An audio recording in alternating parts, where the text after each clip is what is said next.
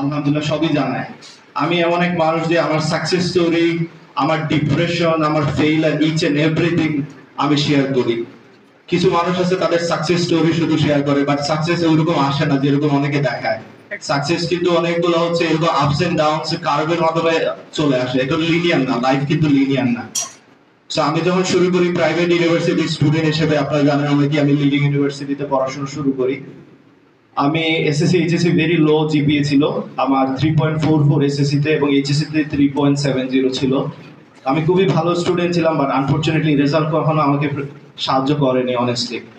So সবাই তখন বলছে আমার কেরিয়ার শেষ ওইখানে, বাবা মা ইনক্লুডিং আশেপাশের মানুষ সবাই সেটা বলে ওইখানেই কেরিয়ার শেষ, আমাকে দিয়ে কিছু হবে না। এটা হচ্ছে আমাদের বর্তমানের সোসাইটি কালচার এরকমই হয়ে গেছে। বাট নিজের উপর যদি আপনার ফেথ থাকে এবং আপনি যদি নিজেকে বিশ্বাস করেন, একটা সময় সেটা অবশ্যই দেখবেন যে এটা your dreams will come true someday, so আমরা ইংল্যান্ডে যাই। সো 3 বছর আমি ইংল্যান্ডে থাকি, ওইখানে ওয়েটারের জব করি, এইচএসসি পরেই যাই। সো বয়স অনেক অল্প, ওই বয়সে যে পরিশ্রম করতে হয় ওই ট্রেনিংটা আমরা আমাদের দেশে অনেক সময় পাই না। যদিও বাইরের ছেলে মেয়েরা তারা এই বয়সেই এই পরিশ্রমগুলো করে থাকে, নিজের আর্নিংটা নিজে করে। তো আমরা মনে করি নিজের কাজটা করা এই দেশে অনেকটা লজ্জার বিষয়, যেটা অনেকটা এই কালচারটাও একটা ব্যাড কালচার। আপনার আসলে ছোটবেলা থেকেই ঘরের কাজ করা উচিত, বাবা মাকে সাহায্য করা উচিত। তো এই টেন্ডেন্সি তো আমাদের নাই। বিদেশে যাওয়া হয়, ওইখানে ডিপ্লোমা করি আমি, professional diploma marketing, and then বাংলাদেশে ব্যাক করি 2012-এ। যখন ব্যাক করি তখনও ওয়েলকাম না, কারণ বাইরের দেশে গেলে বাংলাদেশে আসাটাও কেউ ওয়েলকাম মনে করে না। ব্যাক করার পর আমি 3 বছর গ্যাপ, 4 বছর গ্যাপ হয়ে গেল। আমি ইউনিভার্সিটিতে ভর্তি হওয়ার চেষ্টা করছি, বাট কোনো ইউনিভার্সিটি একসেপ্ট করতেছে না তখন। সবাই বলতেছে আপনার ইয়ার গ্যাপ হয়েছে, এটা দিয়ে হবে না। যদিও এই ধরনের কাজ ওই বাইরের দেশে হয় না। যেমন ফিনল্যান্ডে আপনি 12 বছর 15 বছর গ্যাপ দিয়ে পড়াশোনা করতে পারবেন, আপনাকে কোনোদিন বলবেন আপনার ইয়ার গ্যাপ হয়েছে আপনি করতে পারবেন না। বাট বাংলাদেশের কালচার এগেন এই জায়গাটাতেও আমাদের হয়তো অনেক ইমপ্রুভমেন্টের বিষয় আছে। আমি অনেকগুলো ইউনিভার্সিটিতে গেছি, তারা বলছেন আপনার হবে না, আপনার ইয়ার গ্যাপ হয়ে গেছে। বাট ফাইনালি লিডিং ইউনিভার্সিটি, যেটা প্রাইভেট ইউনিভার্সিটি, আমাকে সুযোগ দিয়েছে। এবং সেখানে আমি যেহেতু 5 বছর গ্যাপ দিয়ে পড়াশোনা শুরু, বা 4 বছরের মতো ছিল, 2008 থেকে 13, প্রায় 5 বছর মতো গ্যাপ। তো তখন হচ্ছে আমাকে অনেকে ছোট করে দেখতো যে আপনার অনেক বছরের ইয়ার গ্যাপ, আপনারা কিভাবে কি করবেন। যদিও আমার সাথে যারা অনেকেই লেকচারার হয়ে গেল ওই সময়। such an humble person, sir. Sorry যদি স্যার আপনি ভিডিওটা দেখে থাকেন, মাইন্ড করবেন না আশা করি।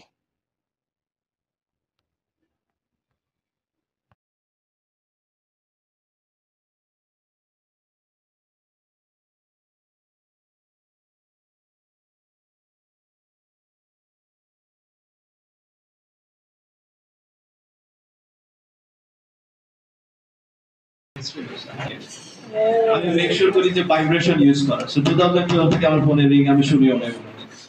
So anyway it's okay, never mind. তো আমি যেটা বলতেছিলাম যে ধরেন আমার কিভাবে জার্নিটা সেটা ভেরি কুইকলি আমি এখানে বলতেছি, দেন মেইন বিষয়ে আসবো। তো ধরেন 5 বছরের গ্যাপ কেউ আসলে সেটা মেনে নেয় না। আর একে তো আপনার জিপিএ লো, 3.44 3.70, আমি একেবারে পিছনে বসতাম আমার ক্লাসে, কারণ আমার সাথে সবাই হচ্ছে জিপিএ 5, ইউনো, প্রায় 5 বছরের গ্যাপ। আমি হচ্ছে নিজেকে সবসময় মনে করতাম খুবই লো মনে করতাম, যে আমার দ্বারা হবে না, বা কোনোভাবে দেখি গ্রাজুয়েশনটা করতে পারে কিনা। তো পিছনের দিকে বসতাম, বাট যখন কোয়েশ্চেন করা হতো মনে হতো আমি বুঝতেছি তারা কেন বোঝে না, এরকম মনে হতো। বাট এনিওয়ে একটা বা দুইটা সেমিস্টার যাওয়ার পর আমি বুঝতে পারলাম যে আমার মধ্যে ধরেন ঐক্য আছে। আমি সব বিষয়ে ভালো না, বাট দু একটা বিষয়ে ভালো আছি। প্রোগ্রামিংটা আমি খুব ইজিলি ক্যাচ করতে পারছি। তো সিএসসি সব বিষয়ে আপনার ভালো হবেন এরকম কিন্তু না। অনেকেই মনে করে আমি এই সাবজেক্টে একটা খারাপ রেজাল্ট করছি মানে আমার সিএসসি ক্যারিয়ার শেষ। এটা খুবই বোকামি। আপনার সিএসসি যে কম্পিউটার সায়েন্স ডিপার্টমেন্ট, এখানে এক একটা সাবজেক্টই আপনার এক একটা ক্যারিয়ার হতে পারে। এটা অনেকে জানে না যে ঠিক আছে আমি প্রোগ্রামিং এ ভালো না, নেটওয়ার্কিং এ ভালো হতে পারি। ফর এন ইনস্টেন্স আপনি হয়তো বা অপারেটর হিসেবে বা থিসিস বেসে অনেক কিছু কাজ ভালো করতে পারেন, রিসার্চ বেসে অনেক কাজ ভালো করতে পারেন। আপনি হয়তো বা ধরেন অ্যালগরিদমে ভালো না, কোনো সমস্যা নাই। ফর এন এক্সাম্পল আপনি হয়তো বা গ্রাফিক্স ডিজাইনিং এ ভালো, ডেভেলপমেন্ট কাইন্ড অফ ডেভেলপমেন্ট, তো আপনি সেটাতে যেতে পারেন। আপনার ক্যারিয়ার যে একটা সাবজেক্টের উপর নির্ভর করে এরকম না। যে সাবজেক্টটা আপনার ভালো লাগে সেটাতে সময় দেন। সবগুলোতে আপনার ভালো হওয়া পসিবল না, কেউই হয় নাই আগে, এটা পসিবল না, এটা মেক শিওর করতে হবে। তা আমি যখন থার্ড ইয়ারে ফোর্থ ইয়ারে তখন আমি জানি না আমার ক্যারিয়ার কি হবে অনেস্টলি, কারণ এটাই হচ্ছে অনিশ্চয়তার আসলে একটা ফিল্ড। আমরা ইউনিভার্সিটি গুলো, আমাদের যে ইউনিভার্সিটি এগুলো হচ্ছে আইটি যে ফার্ম গুলো ওইগুলোর সাথে ভালো লিঙ্কিং নাই, তাদের ইনফ্রাস্ট্রাকচারটা ওইরকম নাই যে তারা কোঅপারেটিভ আছে। আমি যেমন স্ট্রেংথ বলতেছি, উইকনেসও বলতেছি। আমি যখন ফিনল্যান্ডে যখন মাস্টার্স করতে যাই, ফার্স্ট সেমিস্টারের প্রথম দিন ওইখানে নোকিয়া কোম্পানির নাম শুনছেন নিশ্চয়ই। Nokia company world wide company, ফিনল্যান্ডের কোম্পানি। আমি যে শহরে পড়াশোনা করি তার পাশের শহরে।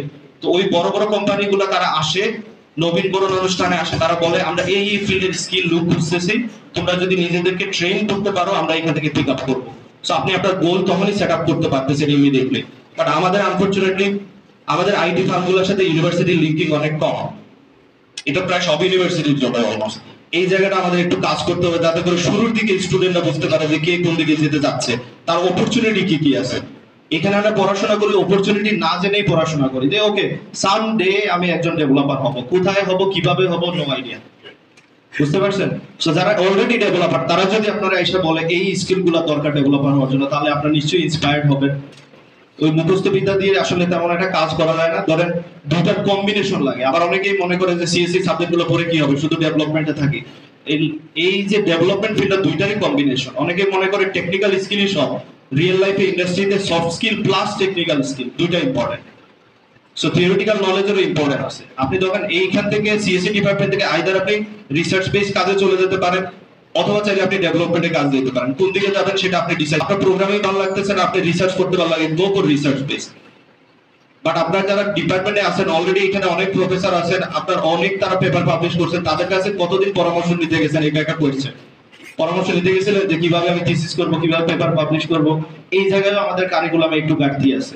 কোথায় ঘাটতি আছে আমি বলবো, ফার্স্ট সেমিস্টারে আমি যে ফিনল্যান্ড গুলো ইউনিভার্সিটি দেখছি তাদের হচ্ছে 1 ক্রেডিট 2 ক্রেডিটের কোর্স থাকে, যে কিভাবে থিসিস লিখতে হয় বা আপনার কিভাবে রিসার্চ করতে হয়। বাট আমাদের কারিকুলামে আমরা হচ্ছে ফোর্থ ইয়ারে ওঠার পর বা থার্ড ইয়ারে ওঠার পর আমরা জানি যে থিসিস করতে এইগুলো সম্পর্কে আমরা শিখি। সো অনেক সময় আমরা টু লেট করে ফেলি। বুঝতে পারছেন? আমাদের কারিকুলামটা অনেক সময় আরেকটু রিভাইজ করতে হবে আমার মনে হয় পার্সোনালি। প্লাস হচ্ছে স্টুডেন্টদের যে এটা ফিলিংস যে আমি টিচারের কাছে যাব না, আমি এমনিতেই সব জানি বা ফ্রেন্ডদের কাছ থেকে জেনে নিব। আপনি টিচার যারা অলরেডি কোয়ালিফাইড যোগাযোগ করে তার সাথে কথা বলেন। বুঝতে পারছেন বিষয়টা? আমি লেকচারার কিছু জায়গায় কলেজে ইউনিভার্সিটি দুটো জায়গায় মিক্স আপ ছিলাম। তো পরে আমি ডিসিশন নেই যে বাইরের দেশে মাস্টার্স এর জন্য যাব। আমি তাম্পানি ইউনিভার্সিটি অ্যাপ্লাই করি, 100% স্কলারশিপ নিয়ে সেখানে যাই। স্কলারশিপের জন্য কি কি কাজে লাগে আমি আপনাদের কাছে কোয়েশ্চেন যদি পাই দেন আমি ইন ডিটেইলস আমি এগুলো আলোচনা করব। বাট আমার লাইফের একটা শর্ট পাইয়ে দিলাম। আমি কেন দিলাম যে আমি এত ব্রাইট রেজাল্ট নিয়ে বের হয়ে যাই এসএসসি এইচএসসি তে। আমি যখন ইউনিভার্সিটিতে ভর্তির অ্যাপ্লাই দিব অনেক জায়গায় আমার ওই রেজাল্টে ভর্তি আমি সুযোগ পাবো না, আমি জানি এরকমই সিস্টেম এইখানে।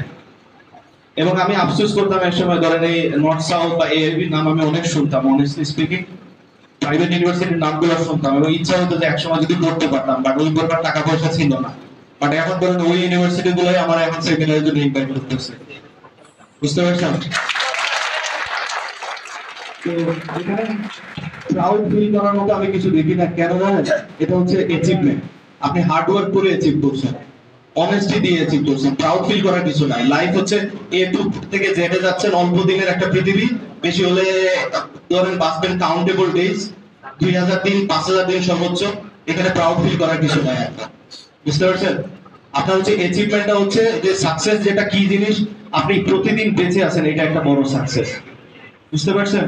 আপনার প্রতিদিনই হচ্ছে সাকসেসফুল। আপনি কিভাবে, আপনি অন্যের সাথে কম্পেয়ার করতে চান না। আপনি গতকালকে কোথায় ছিলেন, আজকে কোথায়, এটা কম্পেয়ার করেন।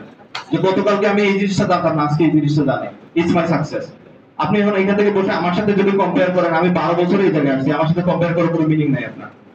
বুঝতে পারছেন? আমি এখন হচ্ছে ধরেন মার্ক জুকারবার্গের সাথে আমি কম্পেয়ার করবো না, কারণ তার অনেক অপরচুনিটি ছিল, সে ভালো জায়গায় পড়াশোনা করছে, তার অনেক ফ্যাসিলিটি ছিল। আমি তার সাথে কম্পেয়ার করবো না। আমি গতকালকে কোন জায়গায় ছিলাম, আজকে কোন জায়গায়। প্রতিদিন আপনি স্কিল, প্রতিদিনের পারফরমেন্স মেজার করেন। اللهم اجعلنا ممن يعمل بالحلال